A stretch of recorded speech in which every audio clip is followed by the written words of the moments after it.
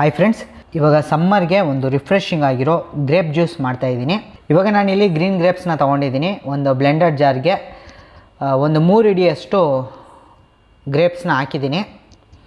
ಜೊತೆಗೆ ಒಂದು 4 ಪುದೀನ ಎಲೆ, 1/4 ಹೋಳಷ್ಟು ನಿಂಬೆ ರಸ ಮತ್ತು ಸಕ್ಕರೆನ ಹಾಕ್ತಾಯಿದ್ದೀನಿ. ಇದು ಆರ್ಗ್ಯಾನಿಕ್ ಶುಗರು, 3 ಚಮಚ ಶುಗರ್ ಹಾಕಿದ್ದೀನಿ. ಶುಗರ್ ಬೇಡ ಅನ್ನೋದಾದರೆ ನೀವು ಹನಿನೂ ಕೂಡ ಸೇರಿಸ್ಕೊಳ್ಬೋದು. ಇದಿಷ್ಟನ್ನು ಕೂಡ ಇವಾಗ ಬ್ಲೆಂಡ್ ಮಾಡ್ಕೊಳ್ಳಿ. ಒಂದು ಸಲ ಬ್ಲೆಂಡ್ ಮಾಡ್ಕೊಂಡಾದ್ಮೇಲಿಂದ ಇವಾಗ ನೀರನ್ನು ಕೂಡ ಸೇರಿಸ್ಕೊಳ್ಳೋಣ. ಚಿಲ್ಡ್ ವಾಟರ್ನ ತೊಗೊಂಡಿದ್ದೀನಿ, ಅರ್ಧ ಗ್ಲಾಸಷ್ಟು ನೀರನ್ನ ಇವಾಗ ಸೇರಿಸಿದ್ದೀನಿ. ಜಾಸ್ತಿ ನೀರು ಸೇರ್ಸೋಕೆ ಹೋಗ್ಬೇಡಿ, ಸ್ವಲ್ಪ ನೀರನ್ನ ಸೇರಿಸಿ ಇನ್ನೊಂದು ರೌಂಡ್ ಬ್ಲೆಂಡ್ ಮಾಡ್ಕೊಳ್ಳಿ. ಇವಾಗ ಮಾಡಿರೋ ಜ್ಯೂಸನ್ನ ಜಾಲರಿಲಿ ಶೋಧಿಸ್ಬಿಟ್ಟು ತಗೊಳ್ಳಿ. ತುಂಬ ಚೆನ್ನಾಗಿರುತ್ತೆ. ಈ ಪ್ಯಾಕೆಟ್ ಜ್ಯೂಸ್ ಕುಡಿಯೋದಕ್ಕಿಂತ ಮನೇಲೇ ಈ ಥರ ಸಿಂಪಲ್ಲಾಗಿ ಜ್ಯೂಸನ್ನ ಮಾಡ್ಕೊಳ್ಳಿ. ತುಂಬ ಹೆಲ್ದಿಯಾಗಿರುತ್ತೆ. ಗ್ರೇಪ್ಸು ನಿಮ್ಗೆ ಗೊತ್ತಿರ್ಬೋದು, ಹಾರ್ಟಿಗೆ ತುಂಬ ಒಳ್ಳೆಯದು, ಡೈಜೆಷನ್ಗೆ ತುಂಬ ಒಳ್ಳೆಯದು, ಹಾಗೆ ತುಂಬ ಹೆಲ್ತ್ ಬೆನಿಫಿಟ್ಸ್ ಇದೆ.